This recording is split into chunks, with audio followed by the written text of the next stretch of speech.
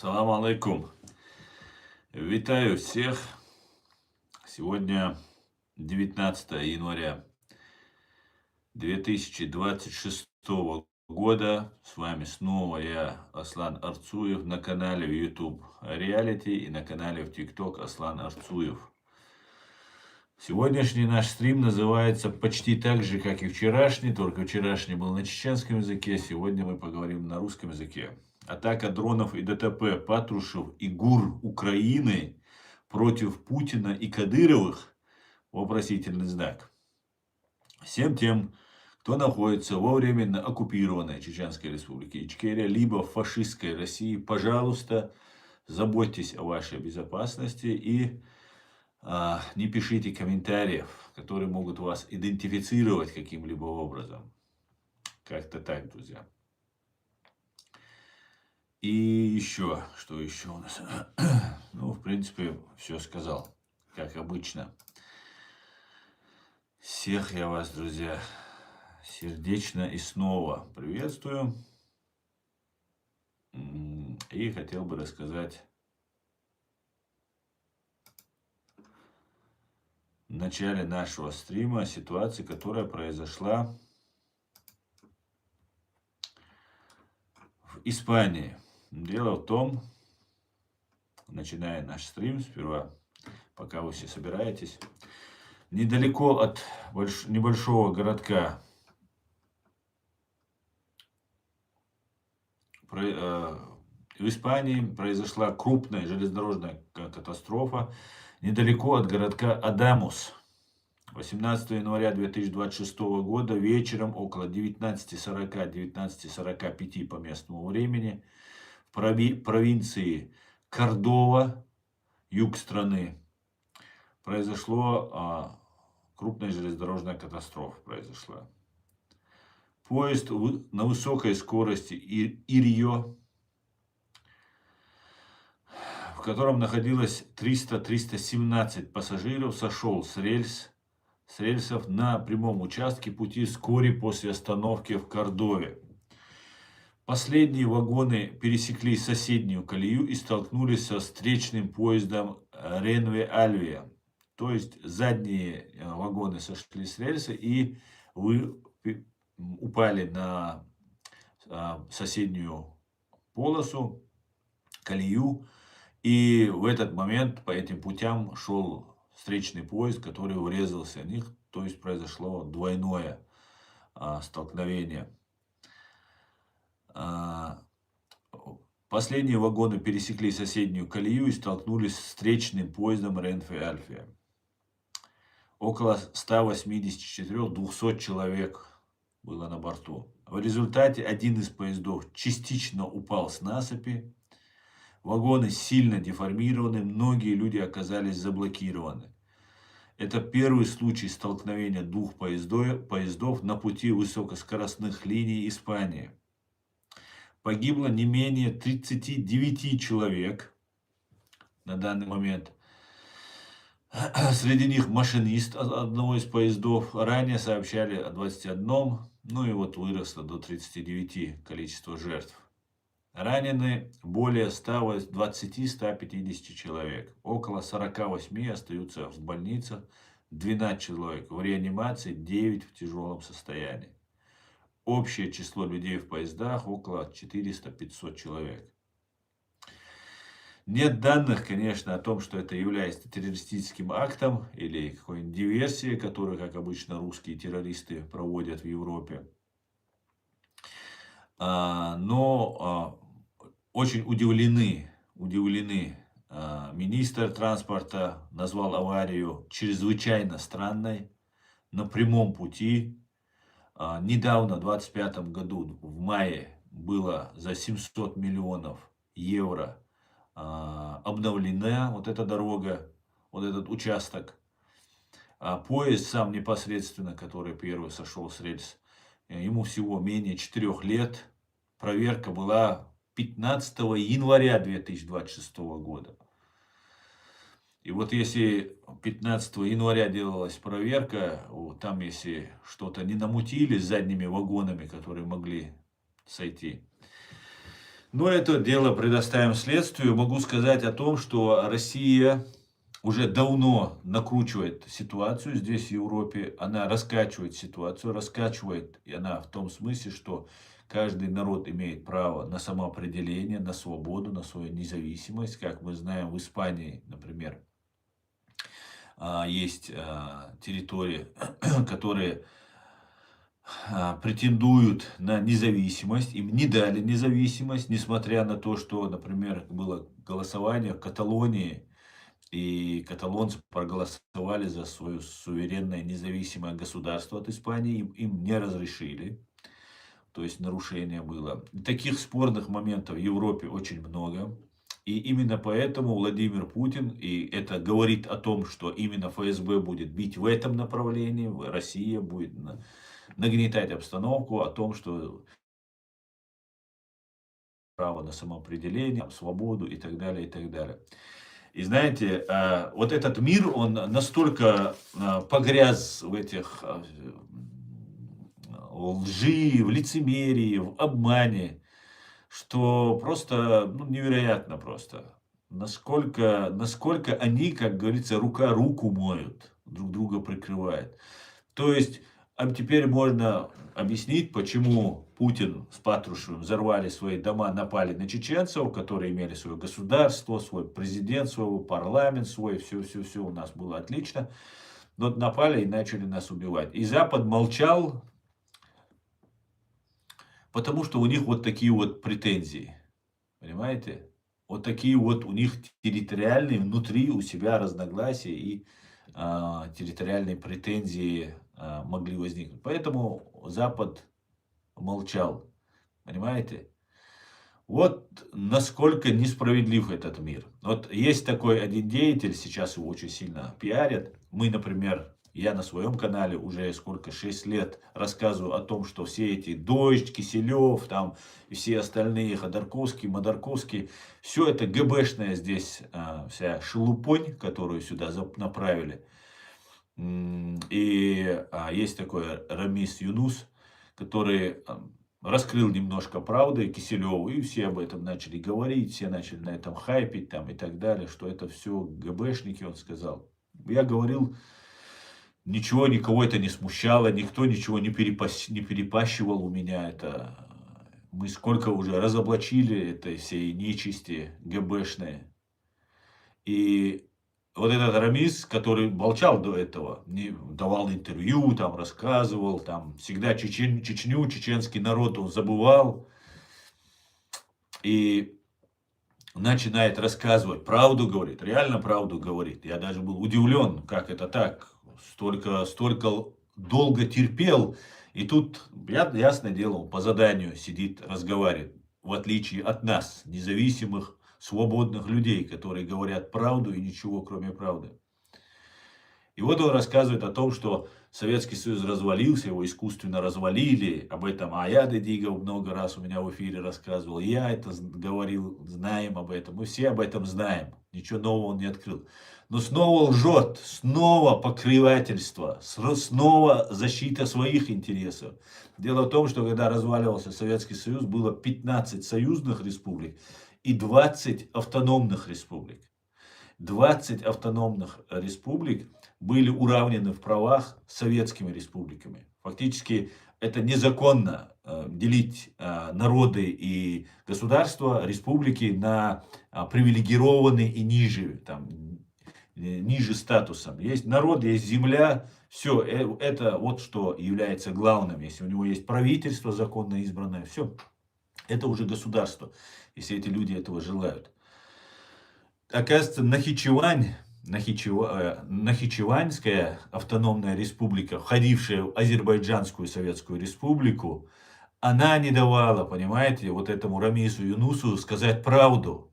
Вот какая она ложь. Все время он молчал, когда мы говорили, что это КГБшники и так далее, и так далее. Он молчал. Я ему писал, он чушь нес про то, что мы...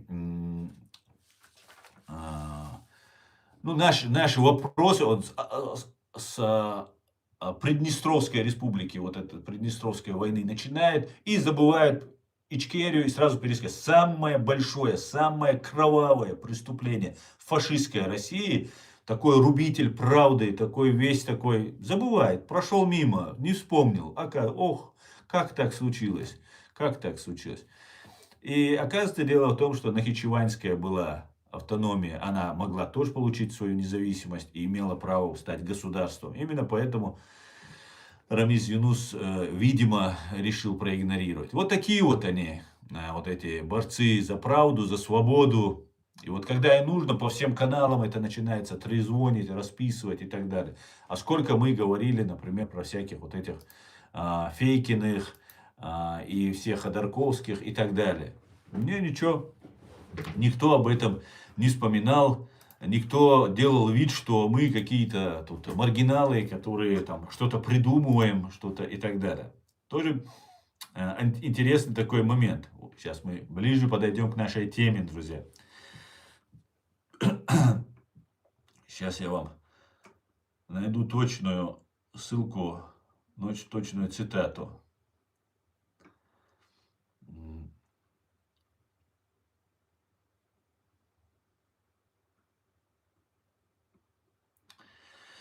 Deutsche Welle, смотрите, пишет.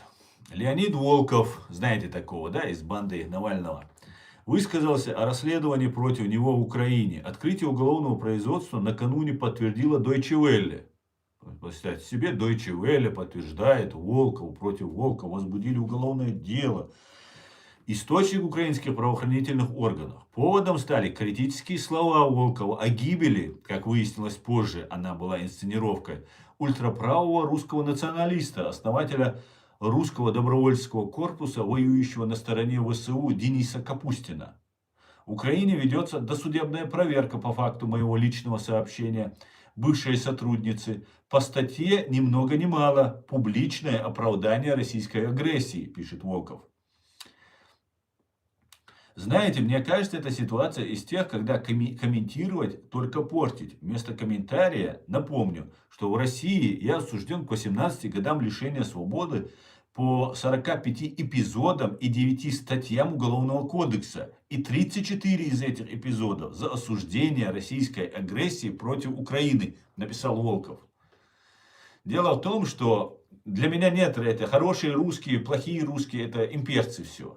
Вот это все, вот эта вся шелупонь, которая сюда, которая на украинских каналах является просто, я не знаю, главными там вещателями русского мира. Они одинаковые, что Путин, что эти, Путин даже получше будет, понимаете, потому что эти лицемерные твари, а этот прямо хотя бы говорит, что он убийца, император и все остальное. Но дело в том, что другой русский империалист Ходорковский и его старый подельник Невзлин пытались убить Леонида Волкова. И по этому делу есть уголовное дело, возбужденное в Литве. На него напали, его пытались убить, его пытались похитить, закинуть в лодку и вывести куда-то в Санкт-Петербург по морю, по воде. И на Невзлина, который заказывал убийство, как мы знаем, на Ходорковском не только он мегавор и грабитель. Его начальник службы охраны сидит пожизненно за убийство. Там Петухова он убил, мэра Нефтеюганска. А мужа, жену Стамбова замочили. Это только то, что вот стало известным. Там, я думаю, трупов на Ходорковском, на Невзлине, там просто, наверное, шлейф такой идет. И ничего, нормального, финансирует, помогает здесь, он тут все тут делает, он жертва же, пострадал, понимаете? Пострадал борец с путинским режимом Ходорковский. Поэтому, как говорится, Платон мне друг, но истина дороже. Хотя Волков мне не друг, но истина мне дороже. Поэтому я вот рассказываю вам по этой ситуации. И тут, да, Волков, ну, в принципе, я думаю, это просто русский империалист, но он, я думаю, не такой кровавый, по крайней мере, пока не доберется до власти. И такой, мне кажется, такой немножко безобидный, немножечко недалекого ума человек, который очень хочет власти и, видимо, денег. Но когда против Волкова в Украине возбуждают уголовное дело, для меня это становится очень непонятным. И тогда у меня сразу закрал Украине, на весь мир позоря Украину, расцветает коррупция. От самого верха. Например, Ермак Аманский или Ермак Патрушевский, который встречался с Николаем Патрушевым, где в Омане, как нам об этом рассказывает швец, был снят с должности. Ну, там самое близкое руководство Зеленского было снято. У Кирилла Буданова самый такой, знаете, есть ТикТок войска, которые рассказывают, а есть кадыровские, российские ТикТок войска. А есть украинские ТикТок войска. Это, например, Кирилл Буданов. Сейчас его подняли, там куда-то вверх подняли. И очень много странных вещей происходит в Украине. Понимаете? Очень много странных вещей. Некоторые должностные лица и в Украине ведут себя как проститутки с дороги. Знаете, на автостраде стоят там на Кутузовском, там в Москву, в Подмосковье, на Ленинградском шоссе стоят. Вот такие же проститутки. Только я извиняюсь перед этими дамами, потому что они достойней, чем те, кто во время войны грабит свой народ и предает чеченский народ. Именно этим занимается некоторые представители украинской власти, которые принимают решения. Хуже вот этих проституток себя ведут. Понимаете? Хуже. Те-то просто тело свое продают. А эти продают и совесть, и честь, и все остальное, и кровь своего народа. Понимаете? И вот я был удивлен. Против Волкова возбудили уголовное дело. Например, вот давайте я вам процитирую, что сказал Волков. Полный текст цитаты приведу. Опубликованный в переписке после сообщений о якобы смерти Дениса Капустина, лидера РДК, который позже оказался инсценировкой украинской разведки. Кстати, не без Кирилла Буданова, вездесущего. Нацик, который своим самим существованием был подарком кремлевской пропаганде, устранен. Он и его клоунский корпус выполняли мутные задания гнусного деревенского политтехнолога Буданова. Надеюсь, что за Капустиным последуют его дружки. Ермак окажется в тюрьме, Подоляк окажется в тюрьме, Буданов окажется в тюрьме. И все остальное пропагандистское, лицемерное и воровское варье. И тогда у Украины появится шанс победить. Но пока она делает ставку на таких, как Капустин, у нее нет будущего. Я призываю украинские власти, которые возбудили дело, сейчас вроде бы пошли на обратно, вот начали отыгрывать обратно, что вроде не возбудили, возбудить против меня тоже это уголовное дело. Потому что я подписываюсь под каждым словом, под которым говорит вот этот хороший русский, так называемый.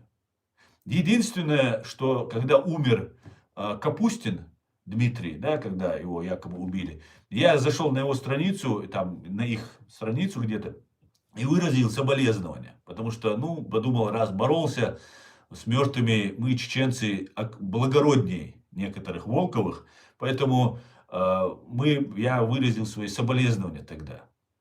Но он оказался, опять, это спектакль был, как с этим Бабченко, который спокойно переехал в Израиль. Вообще в Израиль вот эти русские евреи очень часто сбегают и очень хорошо там прячутся. Очень удобно прятаться в Израиле. Потом, правда, всех евреев винят. Но вот эти русские евреи, очень даже как русские чечены, очень даже себя дискредитируют. И не только себя, и весь чеченский народ. Что те, что эти еврейские. Поэтому повнимательнее надо бы быть. И вот когда возбудили уголовное дело, у меня возник сразу вопрос. А не Ходорковский ли вместе со своими дружками купил в Украине кого-то, достали какой-то компромат. Это если есть компромат. Я подписываюсь под каждым словом. Варье, проститутки. Понимаете? Не просто какое-то варье. Лицемерное варье. Понимаете? На всех каналах, русскоязычных, украинских каналах, вы видите только сплошную ложь и пропаганду. И украинский народ теряет каждый день людей, а эти жируют, воруют и лгут, лицемерят. И главный, который вопрос, главный индикатор этой темы, это чеченский вопрос. Чеченский вопрос. Такое впечатление, что в Украина, на нее напали чеченцы.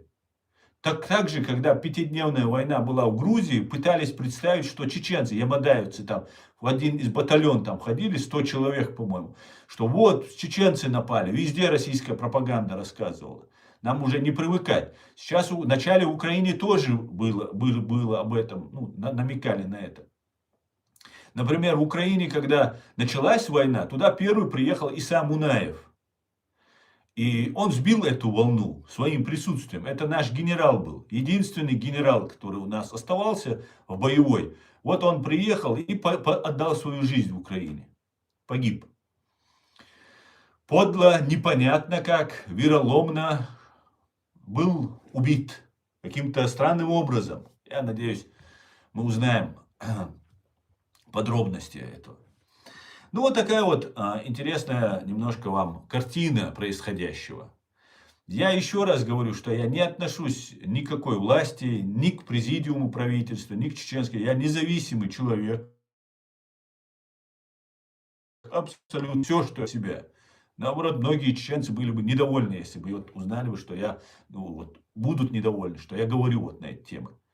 Но я не буду молчать. Я не хочу молчать. Я слишком много поставил на карту, чтобы молчать, чтобы терпеть и смотреть, как проститутки, извиняюсь еще раз перед проститутками, вели себя вот эти люди, продающие и совесть, и все остальное, что только могут продать. Понимаете? Смотрите.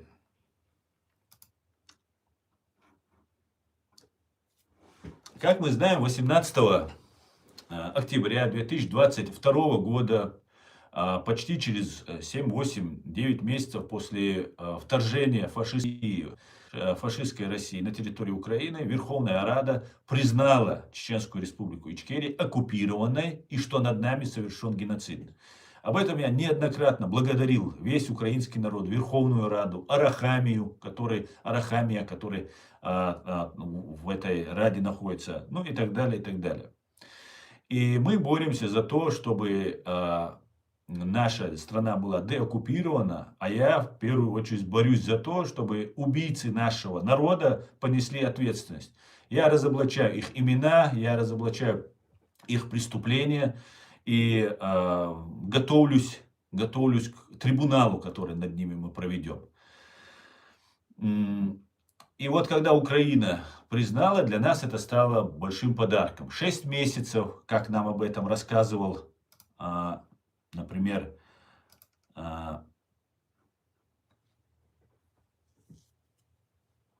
Василенко, юрист, украинский юрист, уважаемый человек, огромная благодарность ему, украинскому народу. Его сейчас нет, к сожалению, он умер.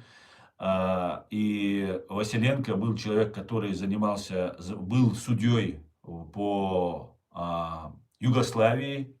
Это был высококвалифицированный, высочайшего уровня юрист. И этому человеку было поручено заняться юридическим оформлением признания Чеченской Республики Ичкерия. И он обратился не куда-нибудь, не кому-нибудь, а к настоящей законной легитимной власти в лице Аллы Дудаевой, вдовы Джохара Дудаева, Аяда Идигова, Алла Дудаева, депутат, Аяд Идигов, бывший председатель парламента, единственный легитимный человек, направленный нашей властью, нашим государством в Европу заниматься нашими делами. Больше никто не легитимен заниматься нашими делами, кроме вот Аяда Идигова и президиума правительства, в которого он входит наравне с другими нашими представителями. Все те, кто реально борется с фашистской Россией, я не представляю никакую власть и могу ответственно заявить, что, еще раз, даже не представляя никакую власть, какой террор по отношению ко мне оказывают. Скрытый террор, психологические воздействия, подкупы, шантажи, похищения, там, избиения, возбуждение фабрикации уголовных дел против родственников и так далее, и так далее. Я сам объявлен террористом, экстремистом, и банда ФСБ во временно оккупированной Чеченской Республики Ичкерия занимается мной, вот меня постоянно терроризирует. Так вот, настоящих терроризируют. Именно поэтому вы многих не видите, наших представителей власти, потому что подполье находится, понимаете? Во время конференции «Проблемы и перспективы деоккупации Чеченской Республики Ичкерия» 2 ноября 2022 года, которая прошла через 2 недели после официального признания Чеченской Республики Ичкерия Верховной Рады Украины как временно оккупированной и свидетельство геноцида чеченского народа, Олег Березюк, директор Института глобальной политики и права, прервал выступление вдовы первого президента Ичкерии Джохара Дудаева, сооснователя той самой независимой Чеченской Республики Ичкерия. Вы можете себе представить?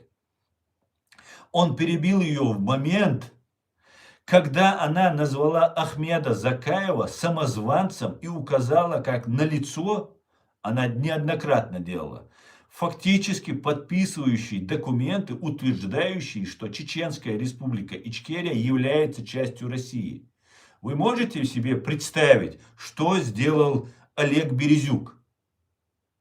То есть Верховная Рада признает Чеченскую Республику Ичкерия, а Олег Березюк выдвигает человека Ахмеда Закаева, который отрицает, что Чеченская Республика Ичкерия независимое государство. Он подписывает документы о том, что Чечня является частью России.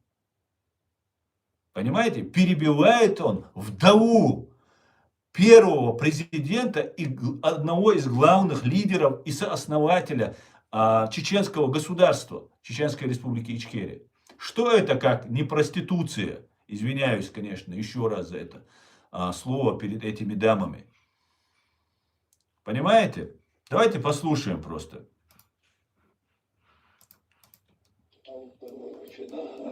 Алла, вы можете говорить, мы вас слушаем. Добрый день. Да, мы вас слышим, вы можете говорить. Спасибо за приглашение. Мне очень приятно видеть здесь такое количество друзей, Украины и нашей Ичкерии. Я вижу, что вы большим сочувствием относитесь к оккупации нашей страны. И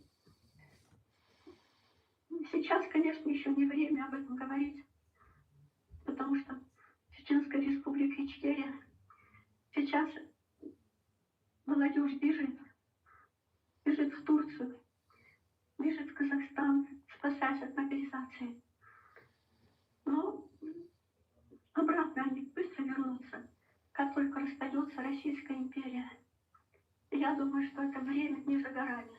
Да, Мула. Но у меня всегда было такое предложение. Я вижу, как Ахмед Закаев называет себя премьер-министром.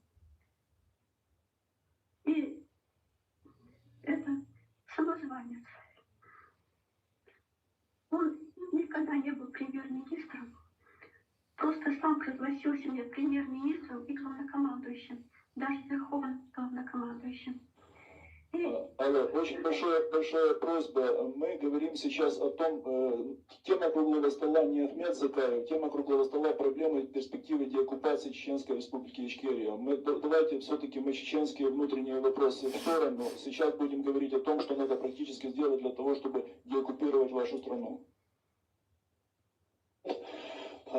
Сейчас, Алла, вы можете говорить. Мы вас слушаем. Вот такой вот интересный Олег Березюк оказался. Вот такая вот интересная встреча произошла. То есть Верховная Рада законно признала, а Олег Березюк просто продвигал интересы Ахмеда Закаева. Может, Ахмед Закаев заплатил Олегу Березюку. Может, Олег Березюк агент КГБ СССР или КГБ УССР. Не знаю, потому что они все друг друга покрывают. Сейчас мы возвращаемся к основной теме сегодняшней, что происходит. За все это время украинская пропаганда представляет, что фактически воюют они только вот с Кадыровым. Кадыровым воюют, чеченцами воюют. И мы знаем, что это пока говорят Кадыров. Потом, когда начнут убивать, как говорится, бьют не по паспорту, а по морде. Будут всех чеченцев подряд уже. Мы это уже проходили, мы это просто знаем. За все это время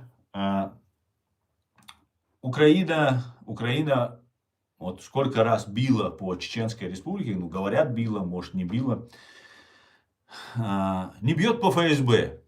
Вот не бьет просто. Вот мы видели войну, которая была в Израиле против Ирана. Расстояния огромнейшие тоже. И бьют именно куда били евреи, мы все видели.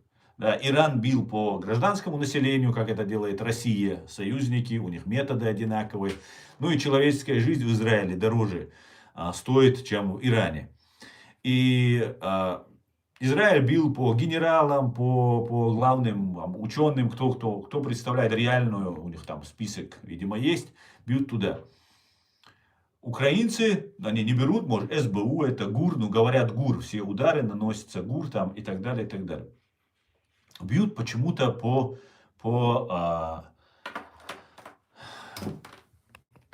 почему-то бьют не по ФСБ. Самый главный орган принятия решения это является ФСБ. УФСБ по Чеченской Республике. Дело в том, что банда ФСБ готовит анклав такой чеченский, Дагестан, Ингушетия и временно оккупированная Чеченская Республика Ичкерия, как единый такой исламистский анклав они готовят.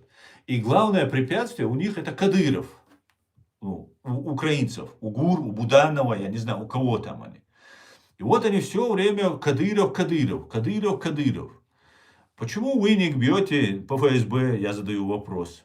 Взяли, ударили по ФСБ, Очхой-Мартановскому ФСБ ударили. Вот я столько говорил, в конце концов ударили по Очхой-Мартановскому ФСБ. Я не знаю, почему они ударили по ФСБ Очхой-Мартановскому. Не потому, что, я не знаю, я это говорил, и они тут ударили. Я сам с Очхой-Мартановского района. То есть мои родители, мы все оттуда. Хоть я родился и вырос в Грозном, но моим делом, моими родственниками, пытками, всем занимается вот это Очхой-Мартановское УФСБ. И вроде бы хорошо, да, я должен был все это понять. Но получилось так, что вроде бы сделали так, что в 3-4 ночи ударили по кабинету, где там следователи сидят. Ни один ФСБшник не пострадал, ничего там не случилось. Просто так ударили. Но зато как будто, у меня есть несколько догадок. Может, я должен был испугаться, я не знаю. Может быть, они рассчитывали на то, что ФСБ начнет террор против моих родственников. Или это ФСБ само ударило. Понимаете? Потому что я считаю, у меня есть все основания так уже считать, что украинская сторона работает с ФСБ и, скорее всего, с Патрушевым. Потому что много косвенных причин. Да, у меня нет прямых доказательств этому, так как я, во-первых, не в ситуации конкретно, не на месте там, но есть косвенные причины, которые указывают на то, что Кирилл Буданов, или я не знаю, кто этим решения принимает, они находятся в тесном контакте с ФСБ. Именно поэтому они не бьют по ФСБ, именно поэтому они держат там Ахмеда Закаева. Зачем держат этого человека там? Этот человек, его окружение, его ближайший человек пытался вербовать меня на российскую разведку прямо перед началом вот этой широкомасштабной войны. Я об этом писал, я распространял. Понимаете? На Западе удобный собеседник Закаев. Да, с ним удобно там разговаривать. Он выполняет, что ему скажут. Но если реально Украина борется, Украина же должна принимать решение. Если был бы там не Закаев, а наш президиум, я вас уверяю, там было бы десятки тысяч чеченцев уже в Украине. Десятки тысяч чеченцев собралось бы уже в Украине. Сейчас они размазаны по разным батальонам, по разным ЗСУ, там, группам, территориальных там, объединениях, рассредоточены. А мы собрались бы в одну силу мы стали бы. Такая сила не нужна. Такая сила независимых чеченцев, которые стоят на пути Джохара Дудаева, независимой свободной Ичкерии, она не нужна никому. В Украине, как мы понимаем, она не нужна. Хотя народу украинскому она нужна была бы, эта сила. И вокруг Ахмедзакаева, который сказал, здесь нас в Европе 300 тысяч, все 300 тысяч приедут, станут под ружье, опять же оказалось немножко преувеличением, больше там десятка человек там не набралось, может быть даже меньше, 5-6 человек, это вот все, что собрал Ахмедзакаев. Но сам факт, вот эта ситуация вот таким вот образом была представлена, чтобы чеченцы там не собрались, чтобы у нас не собрались вооруженные силы, чтобы у нас не было силы, которая пойдет освобождать нашу Ичкерию, когда достанет час X. Понимаете? Не знаю по какой причине, но почему-то вот было задержание, пленение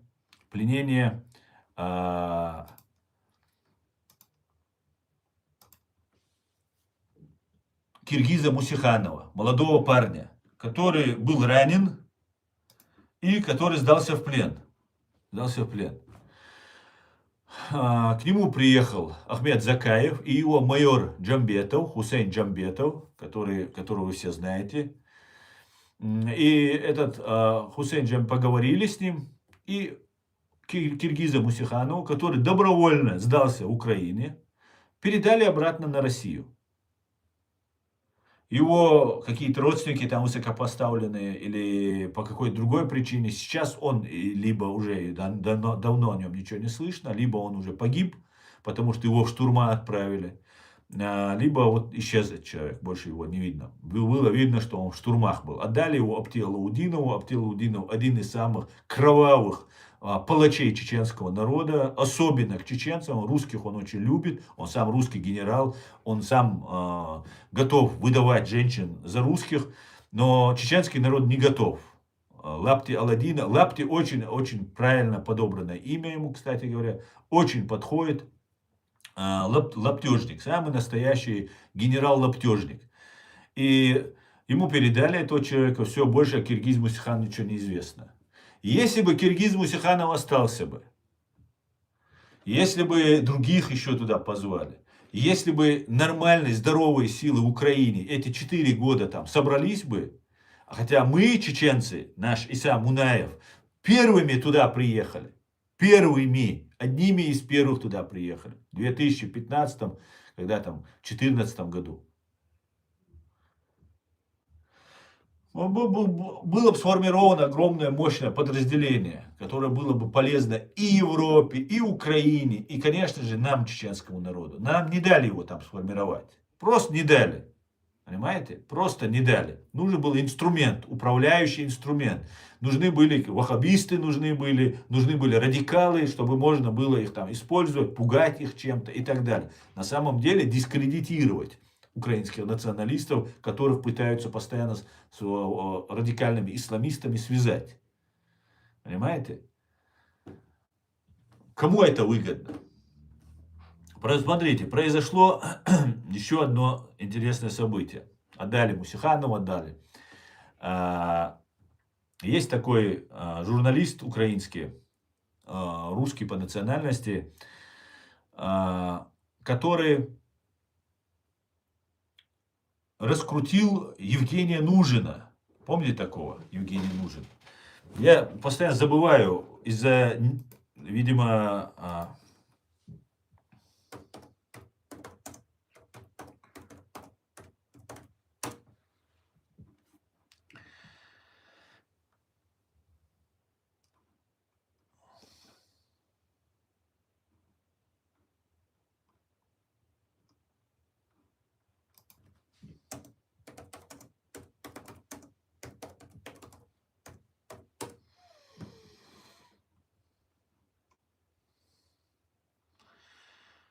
Друзья, может, вы напишите мне. Бутусов его зовут. Юрий Бутусов. Юрий Бутусов. Юрий Бутусов записывает интервью. Раскручивает Евгения Нужина из банды «Вагнер», который был зэком, который перешел на сторону Украины. Этот человек передается России, и его публично кувалдой размазывают ему голову. Эту кувалду Пригожин, Лапти Аладдина и все остальные друг другу показывают, дарят, хвалят. Это такое, это живодеры, это просто садисты, убийцы. Этим хвалятся. Есть такие у вас два каких-то зэка, которых выпустили, которых звездами сделали. Они вообразили из себя каких-то вершителей судеб. Тоже управляемые, абсолютно управляемые два прорусских, или ну, может, они сами не понимают, кто они. Два чувака. Экзотический журналист Карпенко и Золкин. Убийца, которого выпустили, чтобы он сидел и рассказывал здесь, брал интервью разными с этими пленными. Я не знаю, украинцы, чего они добиваются, вот эти два вот этих деятеля. Чего они, какая цель вот этих интервью? Кроме того, что вот они показывают убийц, людоедов, некоторых с человеческим лицом, некоторых нормальных там они. Трудно им, конечно, находить, но они находят там кого-то нормально. И вот эти люди, я не понимаю, для чего они там делают. Раскручивают их, они вот управляют мнением, общественным мнением, показывают, и все. Никакого толка от них нет. Абсолютно никакого. Но эти люди уже реально себя журналистами называют. Понимаете? Вот вся ваша журналистика, украинцы, это же репутация. Репутация всей Украины. То, что вот вы этих показываете. Ему задают вопрос этому экзотическому. Это фашист. И Карпенко и Золкин это два фашиста. Самых настоящих два фашиста. Которые представляют Украину. И Карпенко практически кавказцев и других называет экзотикой. Экзотика. Ну, чисто по-русски, конечно. Это видно, что русская фашня, короче. До боли нам всем чеченцам знакомая русская фашня. Понимаете? И они не стоят даже того, чтобы их обсуждать. И какую-то ненависть к ним испытывать. Я призываю всех чеченцев, не обращайте на них внимания. Это вообще ничего и ничто, чтобы на них обращать внимание. Просто мы должны Украине это говорить. Украинцам мы должны говорить. Вот посмотрите на это подобие журналистов, которые пытаются из себя что-то изобразить. Вот это все показывает, куда катится Украина. Куда катится Украина. Украину пытаются представить фашистующей, захватывающей заложники, нарушающие международное право, нарушающие конвенции международные. И вот смотрите, любимый на всех каналах показываемый Марк Фейгин. Сегодня буквально смотрел интервью, где сидит, есть один у вас там один украинский журналист,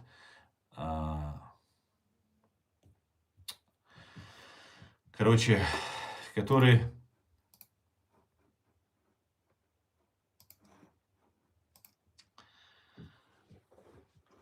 берет интервью, вы все знаете этих украинских журналистов. Как же его? Вот он, короче. Портников, вы все знаете Портников. Тоже ГБшником, такой матерый старый ГБшник Портников сидит с Фейкиным. Ну что плохого Фейкин делает? Ничего плохого Фейкин не делает. Он правильные вещи говорит, правильные слова говорит. Называет сам себя блестящим адвокатом. Вся его блестящесть была показана, когда он защищал вот, украинскую девушку, которую потом передали Украине. Потом она пыталась вот, там, какую-то революцию там, в Украине сделать. Вот этот блестящий Фейкин общается, вот, внимание, я сейчас немножко скорость увеличу, чтобы это быстро прошло, чтобы вас не тратить ваше время очень много. Давайте послушаем диалог украинской пропагандистки.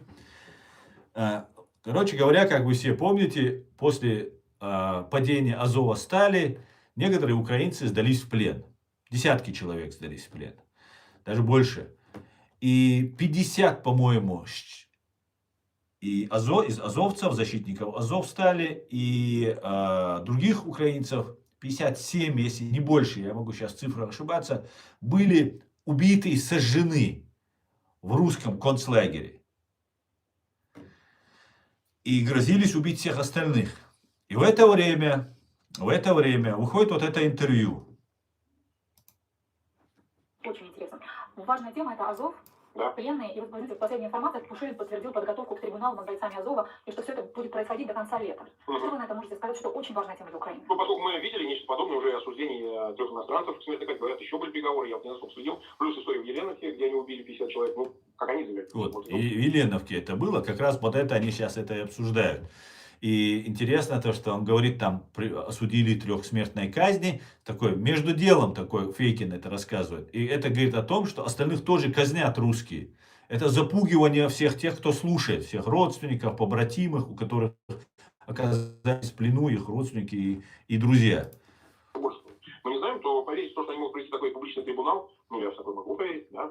Но, как я и говорил, что я всегда с скепсисом относился к этой договоренности, она была безвыходная, не потому что были какие-то другие варианты с Азовсталью и ее защитниками, но я высказываю скепсис относительно доброй воли на обмен и на, так сказать, отправку военнослужащих, комбатантов, в обмен на таких же пленных российских, которые есть у Киева. Вот для Путина это не имеет абсолютно значения. А пропагандистский эффект от всего, что они делают, они считают для внутреннего употребления важным. То есть показать собственным обывателям, собственной партии, как мы называем, что вот смотрите, мы осуждаем, вот вы просили, хотя это все против законов, это все против международных правил, против Женевской конвенции. Вообще военнослужащих нельзя осуждать. Знаете, что их просто обменивают, не обсуждать. Только тех, которые там совершали военные преступления, а мы не видим никаких доказательств этих военных преступлений, особенно в отношении защитников Азовстали. То есть и то это суд не российский должен быть, там, ну там разные юрисдикции, может быть, международная, национальная, но только в самой Украине. В Херсоне должны быть судимы, они там, не знаю, там, в Мариуполе, но никак не на территории этой лимитрофной зоны Донецка, где ни законов, ни правил, ничего. Ну, как и раньше, Нет, я считаю, правил что ничего нет. решение этой проблемы находится в плоскости, если у Украины появятся интересные для Москвы пленные. То есть это могут быть и не обязательно военные. Чеченцы? Ну, и они тоже, а может быть и кто-то из родственников. Чеченцы? Высокопоставленных людей. Говорит украинская Которые пропагандистка. воюют на территории Украины, вы имеете в виду? Почему? Говорит, может, они не воюют, может, они что-то другое делают. Ну, Вы что что-то знаете, Марк? Нет, я ничего не знаю, я просто Ну, вы говорю. так сказали, родственники. Ну, вы знаете, вот как у Шимшарин или Еще. Мишарин, Вы имеете в виду? почему? Говорит, кто-то из родственников пленные, судимы, они там, не знаю, там, в Мариуполе, но никак не на территории этой лимитрофной зоны Донецка, где ни законов, ни правил, ничего. Ни правил, ни законов нет. Типа украинцев всех убьют. Запугивание идет. Ну, как и раньше, я считаю, что решение этой проблемы находится в плоскости, если у Украины появятся интересные для Москвы пленные. То есть это могут быть и... Интересные для Москвы пленные. То есть украинцы кого-то интересного должны задержать. Смотрите. Это Фейкин выдал. и не обязательно военные. То есть, ну, Не обязательно военные, говорит. То есть гражданских надо брать. Не обязательно. И сразу вот эта фашистская КГБшница, стопроцентная ГБшница, как бы она, понятно, с кем она говорит, и как бы она болеет всей душой за украинцев. И она говорит, чеченцы, надо ж чеченцев брать. Елки-палки, как же не догадались. Оказывается, чеченцы напали на Украину, оказывается, чеченцы напали. То есть резидентов, проживающих в Украине, кадыровцы они, россияне они, там, вся Украина россиянская была, понимаете, вся Украина. Я не мог в Украину заехать, там, ну, бардак полный, сплошной и полный был, понимаете. И эти люди там открыто, кадыровские представители там были, там терроризировали чеченцев, которые бежали от войны. Все было нормально. А теперь это вот надо брать в заложники. Слушаем дальше. ну, и они тоже, а может быть и кто-то из родственников высокопоставленных лиц. Вот так вот. Который- Может, кто-то из высокопоставленных каких-то кадыровцев, там, родственников нужно брать. То есть нарушать международное право. И в глазах всего мира именно так нами с чеченцами поступали. Именно так. Понимаете? В глазах всего мира, как взрыв в центральном детском магазине на Лубянке, когда на День независимости Украины офицер ФСБ Алексей Титов подорвался при укладке самодельного взрывного устройства. Понимаете? Ему руки-ноги оторвало. Понимаете? Вот к чему они готовят. И нужно дискредитировать Украину. Я об этом говорил. Мои зрители это знают. Через 3 дня после того, как в центральном детском магазине произошел вот этот теракт, в Миннеаполисе другой сумасшедший, уже в Соединенных Штатах, убил детей также. Это должен был к 1 сентября, когда этот центральный детский магазин забит просто родителями, детьми, которые пришли покупать, готовить своих детей к 1 сентября. На День независимости, 24 августа 2025 года, закладывал бомбу. Понимаете? Это идет дискредитация. И вот сейчас эти люди занимаются, да, они говорят, как Навальный, Крым не бутерброд, от Фейкина вы не услышите. Но зато Фейкин все это время вместе с Арестовичами, с другими, со Спортниковыми дальше вещает и так далее. Это самый настоящий враг украинского народа. Самый настоящий. Хуже, чем даже Путин. Сжигали Аленовки украинских вот этих военнопленных люди Патрушева. Потому что это ФСБ занималась этим. Они уничтожали. Вот что было. Слушайте дальше. Воюют на территории Украины, вы имеете в виду? Почему? Может, они не воюют? Может, не Ничего воюют. другое делать. Вы что-то знаете, Марк? Ой. Нет, я ничего не знаю. Я просто Ну, вы говорю. так сказали, родственники. Ну, вы знаете, вот как его Шимшарин или Мишарин, как вот этого осудили, которого пожизненно, российского военнослужащего. Шишамарин.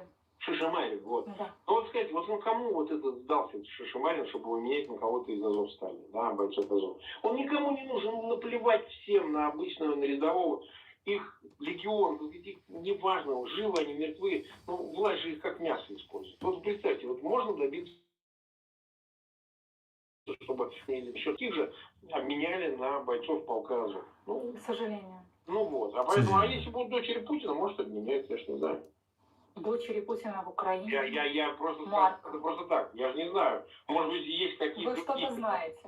Нет, ничего не знаю, я просто говорю, что мотивация должна Я поняла вас. мотивация. Я поняла задачу, Мы которая все стоит поняли, перед не разведкой переживай. Украины, перед я главным думаю, управлением ГУР Минобороны Украины. Вот, они- слышали? они- Слышали? Я поняла задачу, которая стоит перед разведкой Украины, перед я главным думаю, управлением ГУР Минобороны Украины. Вот, Гурчик Вот это должен, они, Гурчик, я думаю, Кирилло так, должен, Буданов должен. психологии. Кирилла Буданов должен чеченов захватывать. И он, конечно же, героем Кирилла Буданова будет. Он же там захватывает чеченов, работающих на Русню. Их папа там, дядя или тетя являются высокопоставленными чиновниками там. И потом этих чеченов будут обменивать. Правда, на весь мир Украина потом станет фашистской, захватывающей некомбатантов, нарушающей международное право страной. Как это пытались сделать, например, Пономарев, о котором я тоже долго говорил, трубил и рассказывал, который рассказывал, что убийство дочери Дугиной он сделал, потому что это Зеленскому нужно было, понимаете? А Зеленский, он там высоко сидит, он думает, этого не касается. Касается, Владимир Александрович. Очень даже тебя это касается. Как только твоя репутация будет опущена, а ты среди акул и крокодилов находишься, ты вылетишь из истории и даже из жизни. Понимаешь? Это хорошо, сейчас ты понял. После вот этого теракта и убийства произошел 24 августа. ФСБ взрывало свой детский магазин. Затем в Миннеаполисе они совершили убийство детей и взрослых через своего оболваненного, завербованного своего полезного идиота. А потом убили Порубия. И нужно было украинцев поднять против Зеленского. И вот тогда Зеленский осознал и начал вот сейчас каждый раз подчеркивать, что мы не нарушаем международное право. Правильно, так и нужно. Вы думаете, это все просто так, что они тут с вами русские тут сюсюкаются? Нет. Русские тянут так, чтобы вас дискредитировать, опустить вас на свой уровень. что такие же людоеды у вас представить, как они представили и нас. И потом вы уже не отмоетесь. Ни Зеленский не отмоется, ни Украина не отмоется. Нам сегодня до сих пор доказывать приходится, что мы не людоеды, и не террористы, и не исламисты. Понимаете? И вам придется доказывать. Вот сидят, да, спокойно общаются. А много украинцев сидят, слушают. Это было вот в 22 году, это как раз было. Все это сделано. Дальше. И тех, кто решает эту проблему в России, что для них имеет значение только что-то лично для них важно. А все остальное? Вот такая вот поучительная история произошла. Тогда мне удалось снова придать этому огласку.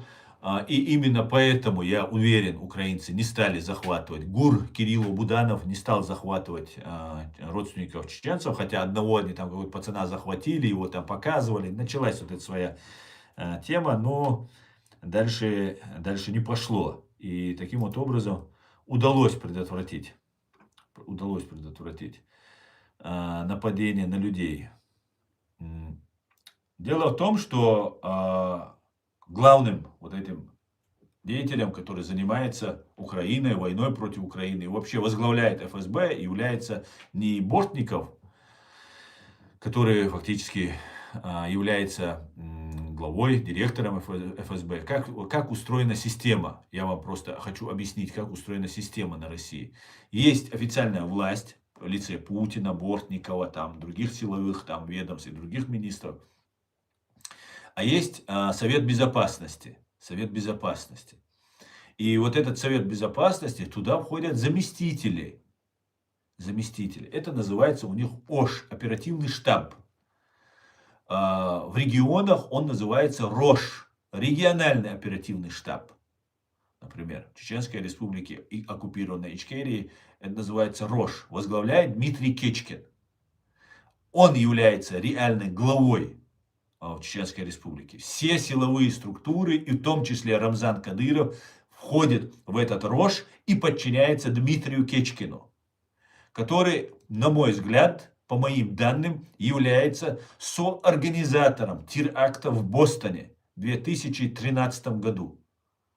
В 2013 году в Бостоне, когда братья Царнаевы совершили теракт. Этих людей использовали. У меня есть статья на эту тему написана, вы можете ее почитать на моем сайте hrciichkeria.com. Это мой сайт. И вот эти люди таким образом управляют Россией. То есть мы видим Путина, впереди вот его картинка, мы видим Путина, мы видим систему государственную. Это для Америки, как бы они же покорились в 91 году Америки, и они создали вот такую вот, впереди вот эту свою выдвинули, ну, как и в советское время у них было, но сейчас вообще, они сейчас полностью под американцами были, как они так утверждают. Ну, фактически так и было. Американцы контролировали то, что им важно, остальное им отдали просто. Ну, занимайтесь там своими делами и так далее. Зарабатывайте, нам не мешайте и так далее. Но а реальные дела, убийства совершает вот эта вся система. И возглавляет ее Николай Патрушев. И Николай Патрушев хотел бы сейчас, чтобы на место Путина пришли два его сына. Потому что у Патрушева дела не очень. Надо полагать, что ЧВК «Вагнер», куда тоже входили и чеченцы, защищали Мадуро. И каким-то странным образом, без единого практически погибшего с американской стороны, Мадуро был вместе с женой вывезен. Но это был удар не только по Мадуро и так далее. Практически Венесуэла полностью подчинилась Америке. Представьте себе, как это такое возможно. Значит, был какой-то аппарат внутри Венесуэлы, который оказывал влияние и контролировал всю вот эту государственную систему. И после того, как Мадуро уехал, эти все переключились туда. Это говорит о том, что что-то там произошло кардинальное, сломалось. Да? Не просто ушел один человек, который был водителем автобуса когда-то и стал таким президентом, да? Что вот он все контролировал. Нет, это тоже была номинальная фигура, которая управлялась, охранялась ЧВК «Вагнер» и там кубинцами, говорят. В итоге удар приходится не столько по Путину, хотя по Путину и его там нефти разным, там есть, по-моему, Роснефть находится в Венесуэле. Если в Венесуэле Роснефть останется, да, то в таком случае это можно уже еще больше уверенностью утверждать, что за сливом Мадуро стоит Путин и его Вагнер. Мадуро знает все факты по тому, кто занимается наркотиками. Как мы знаем, в Аргентину за 400 килограммами кокаина прилетал лично Патрушев на своем самолете. Всем известный факт. Его выманили, подсунули ему муку, и он должен был забрать около 400 килограммов. Вот эти чемоданы с кокаином, но увез муку. Ну, всем стало ясно, что прилетел глава Совбеза безопасности России Патрушев. Фактически он сдавал, если сдали Мадуро, то автоматически уголовное дело и вся сеть раскрывается и сдается Николай Патрушев и вся система, которая ведет на Россию. Соответственно, мы знаем еще из истории, нашей истории, что Ахмад Кадыров, который подчинился Путину и сказал, что он человек Путина, был взорван на стадионе 9 мая. И против него была применена бомба, мина, которая была не очень мощной. И именно непосредственно по Ахмаду Кадырову она была направлена. И только он и погиб. Погиб еще там рядом человек сидящий, там его заместитель, там его помощник. И рядом сидящий, с другой стороны сидящий генерал Баранов, ему ногу оторвало. Ну там говорят еще осколками, еще кого-то убило из присутствующих, там уже из зрителей и так далее. Но взрыв был мощный, но погиб вот рядом сидящий, кроме Кадырова, и вот рядом сидящий Исаев там был, ему говорят осколком сонную артерию вот здесь перерезало. И вот только поэтому он погиб. И вот погибших там не было. Рядом сидящих не было вроде бы. И за этим убийством, конечно же, не стояли чеченские бойцы, чеченские партизаны. Не могли чеченские партизаны, охраняемые ФСБ, там, всеми остальными структурами, никак туда пробраться и подложить эту взрывчатку. Все это засекретили, спрятали и так далее, чтобы не стало известно. Но по факту говорят, что за этим стоят, и я в этом уверен, стоят ФСБшники и лично Патрушев, люди Патрушева. После этого были убиты Рудник Дудаев, другие там разные, там Ямадаевы были убиты, и другие, третьи, кто там еще. Ну, короче, вот этот Байсаров был убит. Кто заподозрил Кадыров, и Путин разрешил ему ликвидировать, и он ликвидировал всех. Обвинили какого-то там чеченского командира, что это он сделал, и убили его, и сказали, что вот там это он. Как будто не показать, что вот между ними сами ФСБ там что-то сделал. Хотя Кадыров, если выбирать между Патрушевым и Путиным, конечно, Путин тогда бы выбрал бы Патрушева. Патрушев был непосредственно его начальник, еще по Ленинградскому ФСБ. И Кадыров, ну, он всего лишь марионетка. Но сейчас на Кадырове очень много завязано для Путина. Путин, он его не сдаст. Не сдаст, потому что ни Кадыров его не сдаст, ни Путин его не сдаст. Поэтому сейчас мы видим, как проститутки на Украине ведут себя соответствующим образом, они не борются, не создают в Украине мощные чеченские батальоны, ну, вроде бы нужны, да, нужно, чтобы бороться.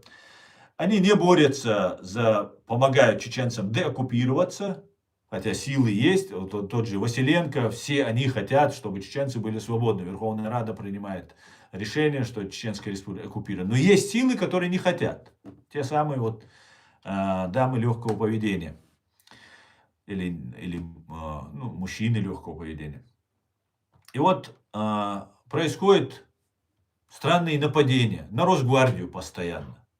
Воюют военные, воюют ФСБ, принимает решение ФСБ, украинцы бьют, ну или не украинцы, бьют по Росгвардии. Росгвардия это Золотов, это братья Демирхановы, это Рамзан Кадыров, это непосредственно Путин.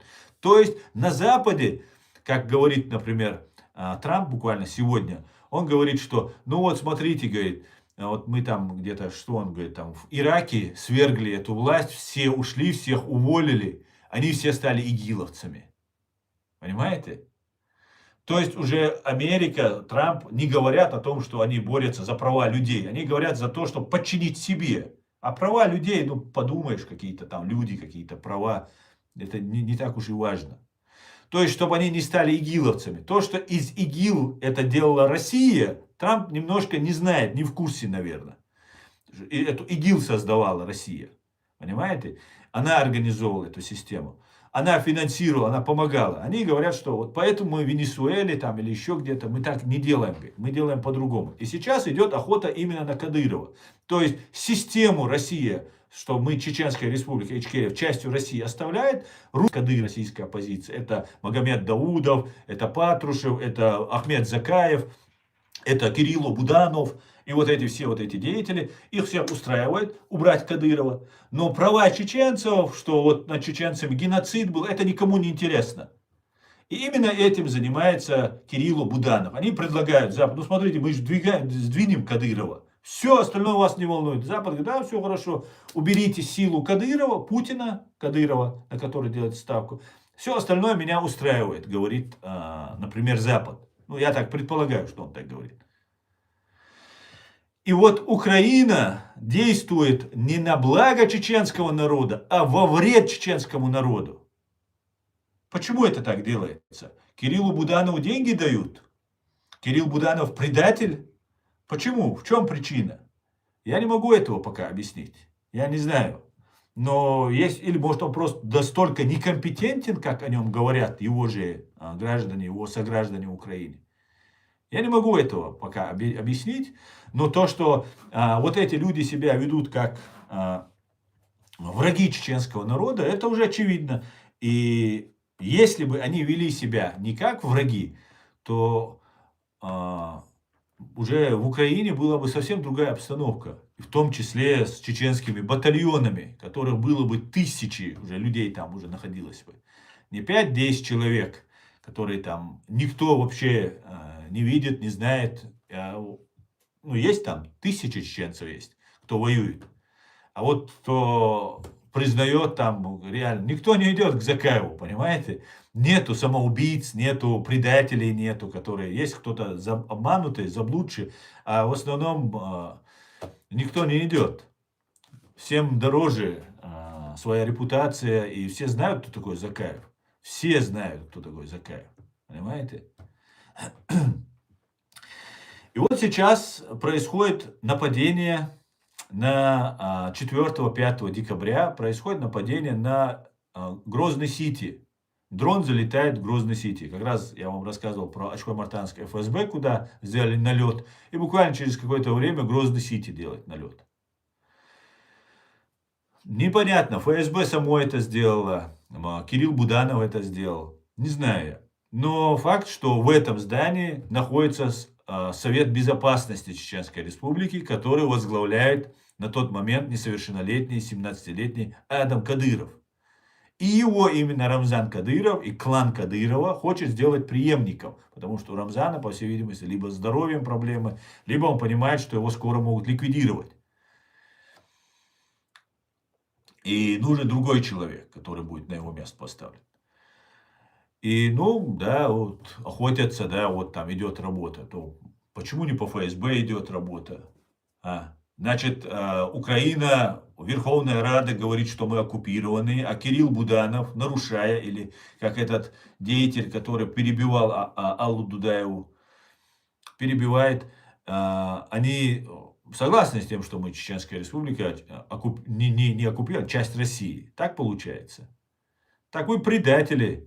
Тогда вот такие же русские фашисты и имперцы для нас. Еще плюс проститутки. Русские-то за свою империю фашистскую борются, а вы просто им подмахиваете, так сказать. Понимаете? Вот что. Я считаю, что Украина не выиграет эту войну, украинский народ не выиграет. Вот эти люди останутся у власти. Россия уже проиграла эту войну. Уже проиграла эту войну. Россия не выиграет эту войну. Но украинский народ ее тоже уже проиграл, пока вот эти люди сидят и находятся вот во власти. и ведут себя вместе с Патрушевым, с Кириллом Будановым совместную игру, которая вредит чеченскому народу. Понимаете? А затем из этого сделают исламский гетто, исламское гетто такое сделают. Такой анклав будет мусульманский, исламистский, который будет нападать на Армению, на Азербайджан, на Грузию, Северный Кавказ, там халифат будет, там как раз в Украине там готовят каких-то своих деятелей, там с Турции подтянут своих деятелей, там дагестанцы, там с сектора Газа уже завезли разных вот этих вербовщиков, пропагандистов, разных исламистов, которых Израиль оттуда выкинул. И нам создадут такой хороший, добротный такой исламистский анклав, который будет постоянно заниматься террором во имя там Великой России, ну, под флагом исламистов или под флагом какого-нибудь там халифата и так далее. И вот сейчас происходит авария. И после всего, что я вам перечислил, я вам еще не все рассказал. Там много-много, еще на несколько стримов можно рассказывать. Как ведет себя Кирилл Буданов, как дарит медальку незаконного Закаева, незаконную медальку дарит Зеленскому. Вы кто такие вообще, Кирилл Буданов? Ты вообще кто такой? Откуда взялся? Нарисовался, да?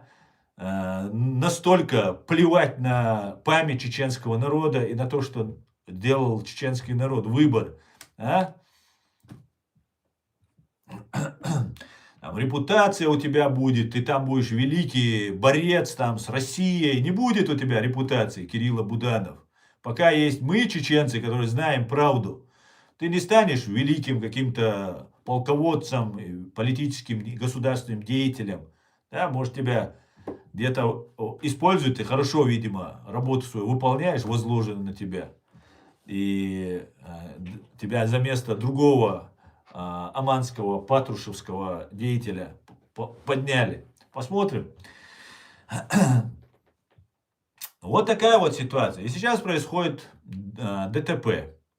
Дорожно-транспортное происшествие с участием лихачей, которые неоднократно попадали в аварию, которые неоднократно даже убивали людей, совершая аварии. Но об этом тоже российские спецслужбы знают, что они лихачи, что они быстро ездят. Был день рождения у Хамзата Кадырова, племянника Кадырова. И вот братья двоюродные вместе ехали.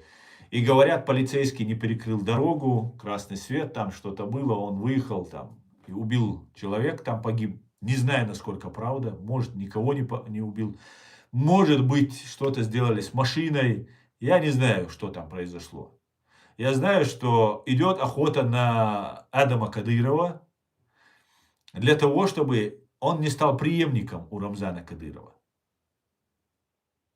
Вот у меня тогда спрашивается вопрос, а кого вы тогда посадить туда? Магомед Даудова, которого хотят посадить там. Ну, Закаев, ладно, его никто нигде никак не воспринимает. Ни там, ни тут. Человек просто исполнитель. Для чего это делается? Вот, Украине зачем это нужно? Зачем Украине нужно? Почему Украина не работает с настоящими чеченскими силами? Почему Украина выдает бойцов, которые сдаются добровольно Украине? И больше чеченцы не хотят сдаваться уже после этого. Почему вот это все происходит? Вы можете мне кто-нибудь объяснить? Вот такая вот сегодня у меня интересная тема, друзья. И я давно хотел говорить, я провожу с Аядом Идиговым стримы, и чтобы не подумали на него, это мое личное мнение. Абсолютно он не приветствует такие вещи. Но я независимый человек, взрослый человек. Я иду своим путем. Никакой власти никому не имею никакого отношения. Абсолютно независимый человек. И буду говорить то, что говорю и делаю. И в Украине гибня, которая там просто сейчас, она изображает из себя суперпатриотов, которая борется якобы против России, фактически стачивает украинские силы в борьбе этой. И это нужно России, это именно то, что нужно России. Нужно, чтобы украинцы выдохлись, устали, и в конце концов никого не осталось на поляне, как у нас, у чеченцев. Практически у нас никто не остался, кто был первый, начинал вот эту борьбу против России, которая пришла к нам с войной. И остались все симулякры, которые работали на ГИБНЮ, на ГРУ, на ФСБ. И вот теперь они Украине желанные гости, их везде принимают там и так далее, и так далее. Я боюсь, что Украину доводят до этого состояния, чтобы украинцы выдохлись, чтобы украинцы перестали, просто уже не имели возможности бороться с уже внутренней вот этой пятой колонной. А ее очень много в Украине, очень много. Как рассказывал Калугин, это был такой главный центр, хаб, который занимался подготовкой агентов КГБ для вербовки, заброски в Европу и, конечно же, удержания Украины, потому что без Украины не будет Великой Русской империи. Потому что Киевская Русь – это не вот это Москва-Бад или вот эти болота, которые когда-то Юрий Долгорукий открыл. Вот к чему ведут ситуацию. И Россия сдает всех и вся, чтобы додушить Украину, чтобы еще продержаться, еще поубивать украинцев. С маниакальной такой настойчивостью лезет. А на Западе принимают все, что дают, начиная от Венесуэлы, Сирии, с чем там. Вот приторговывают, борются. Россия тоже издыхает и сдохнет. У России нет никакого будущего. Имеется в виду мощного, сильного, которого она могла бы Западу что-то диктовать. Но у нее есть силы, чтобы Украина не спросила с нее. То есть воевать и убивать украинцев, додавливать украинцев. Пока есть. И пока эти силы в Украине себя так ведут, от там и разных Ермаков, Подоляков, Бутусовых, Геращенков, Антонов и всех остальных, вот мы находимся в этом состоянии. И я Зеленского не буду особо критиковать, потому что я вижу, что он враг для Путина, для России. Но он находится в системе, которую влез, и в этой системе он будет пока находиться. Но он пока не зачищает. Ну да, с Ермаком расстался. Ну а этого куда подтянул тогда? Буданова. Шил на мыло, что ли, поменяли? Как-то так, друзья. Давайте почитаем ваши комментарии. Давайте почитаем. Алейкум салам.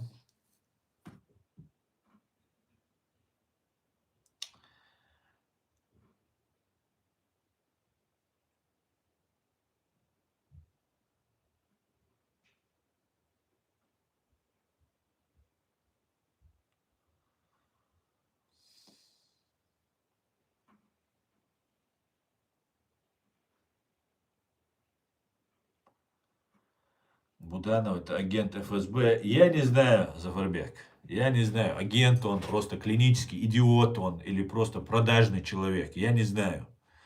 Но то, что он делает все, чтобы навредить чеченцам, и все делает для того, игра идет такая, замена Кадырова. Ну что же вы так? Верховная Рада признала, а вы не признаете.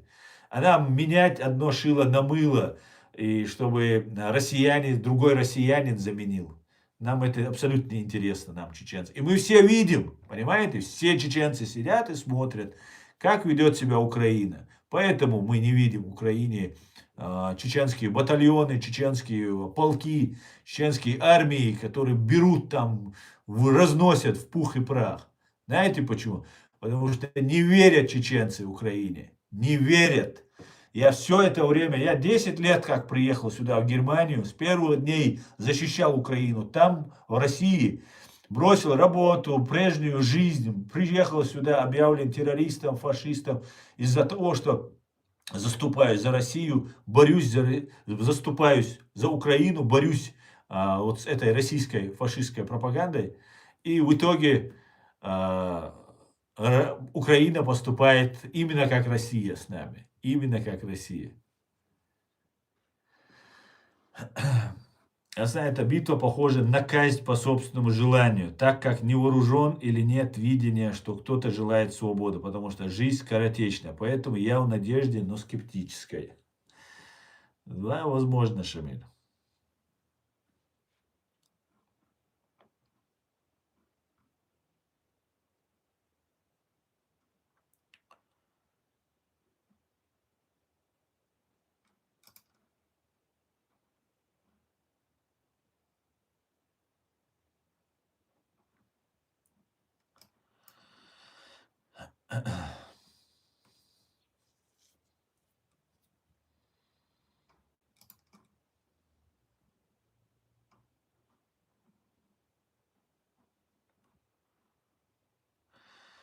Украинцы почти в таком состоянии. Многие украинцы убегают в Европу вместо того, чтобы защищать свою страну, говорит Герман.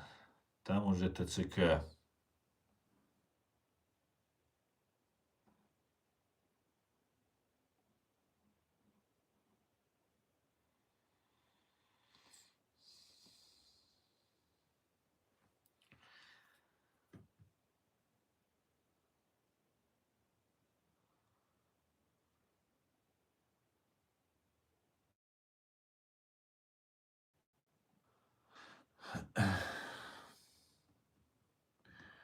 Так, тут вся ГБшная рать повылазила.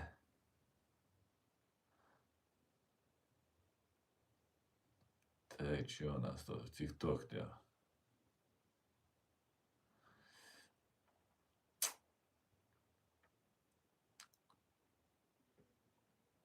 Да, подло, конечно, украинская власть с нами поступила. Очень подло. Очень-очень вероломно и подло поступили. Но зато требуют украинцы к себе справедливости. Да, почему нас не уважают, почему нас... А вот теперь объясните, вот на основании вот меня, который вот, целиком и полностью за Украину, до сих пор за украинский народ, абсолютно точно. Вы там рассказывает, Червинский рассказывает, как там в Беларуси вагнеровцев сдали, да, которые должны были арестовать. Информацию Лукашенко слили, и вагнеровцев там дали там уйти, короче, понимаете? И то же самое, например, происходит касательно отношений чеченцев. Вот какая-то непонятная такая странная вещь. Что это? Диверсия, это продажность. Это что это? Как это можно назвать? Понимаете? И вот эта ситуация, ну, вызывает очень плохие мысли вызывает.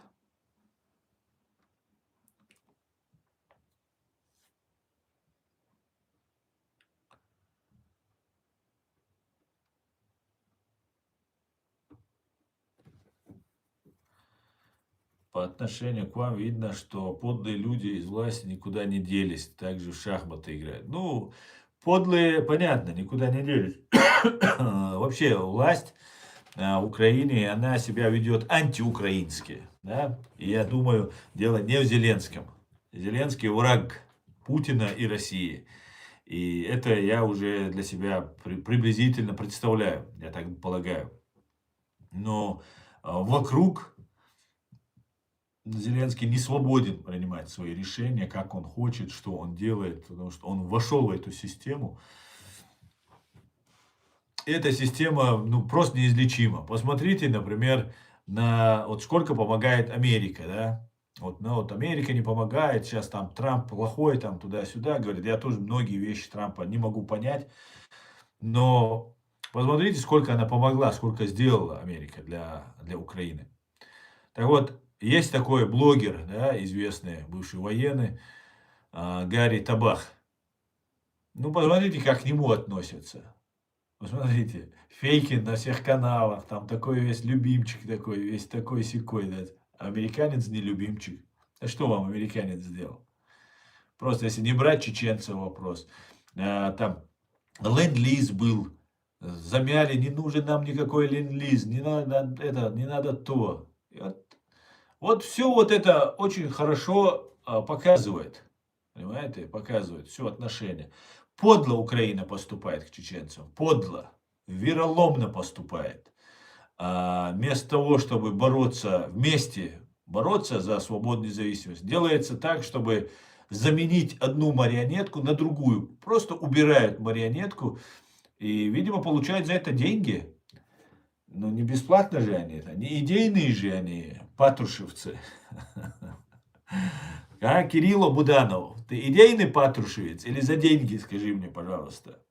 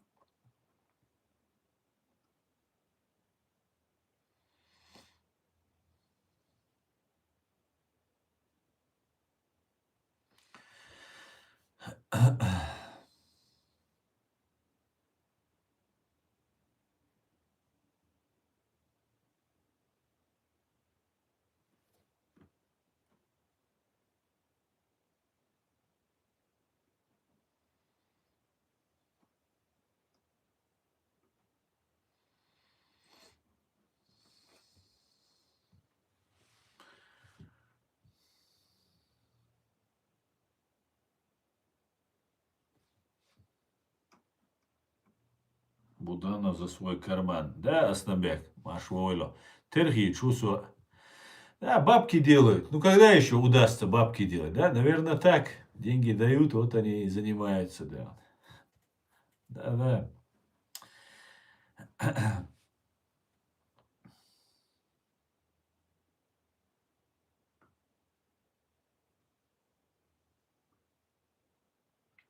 Что скажешь за Сирию, брат? Я скажу, что Сирия оказалась просто в катастрофе. Сирия, знаете, все поддерживали Сирию, демократическую оппозицию поддерживали. И сейчас курды дальше несли эту оппозицию, демократические свободные силы, которые были. И сейчас их уничтожают. Вот вам, что вам нужно знать, если вас поддерживает Запад. Запад поддерживал, Европа, Израиль поддерживал, США поддерживали вот эти демократические свободные силы. А потом взяли, слили каким-то исламистам, которые были агентами у Башара Асада. Вот этот нынешний, его президентом почему-то называют, я не знаю, когда выборы были, когда его там избрали. Что-то я не понял, как это все у них так быстро произошло. Вот этого человека, он был агентом разведки Башара Асада, выехал воевать, якобы ехал воевать, или может реально ехал, в Ирак, вот, Аль-Каида, весь исламист там и так далее, и так далее. И все, а теперь он спокойненько, угодно Турции, уничтожает курдов. У меня есть претензии к курдам за то, что они там содержат чеченских женщин, кавказских женщин, которые по своей глупости поехали за своими мужчинами туда и оказались в тюрьмах. Их нужно отпускать.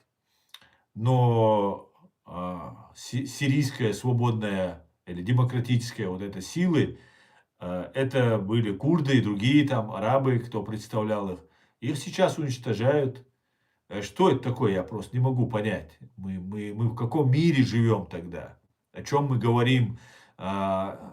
Исламисты, там, террористы, все это плохо и так далее. А потом вроде неплохо, вроде нормально. Турция вот этих исламистов там, уничтожает, там, преследует вместе с Россией, вместе с Америкой. Все они их преследуют, этих исламистов. Потом эти исламисты убивают курдов, которые поверили Америке, Западу, Израилю. Их теперь убивают, курдов. В каком мире мы живем? Здесь я не понял, кто, где, за кого, что здесь, что происходит вообще. Я не могу понять. Как это так?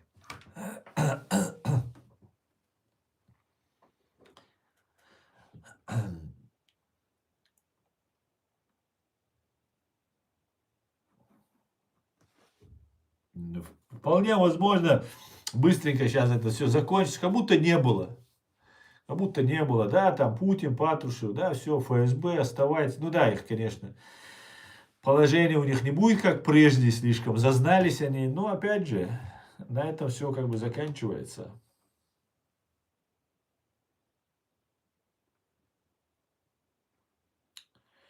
Не, Кавказ больше не разделится и не станет независимым. Это уже что-то нереальное. Сталкер Нига. Сталкер Нига.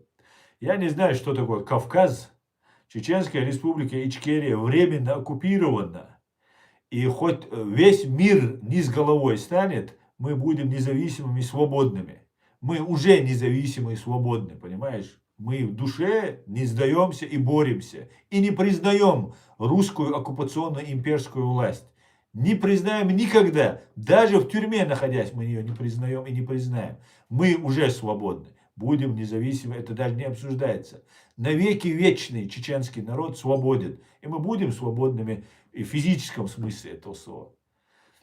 Просто хотелось бы, чтобы нашу борьбу понимали. И Украина же тоже борется за свободу. Каждый день ее сыновья и дочеря гибнут. И им нужно, чтобы мы боролись и были независимы. Но кому-то в Украине не нужно, чтобы мы боролись. Понимаете? В Верховной Раде нужно, чтобы нас признали юридически независимыми и что над нами геноцид совершен.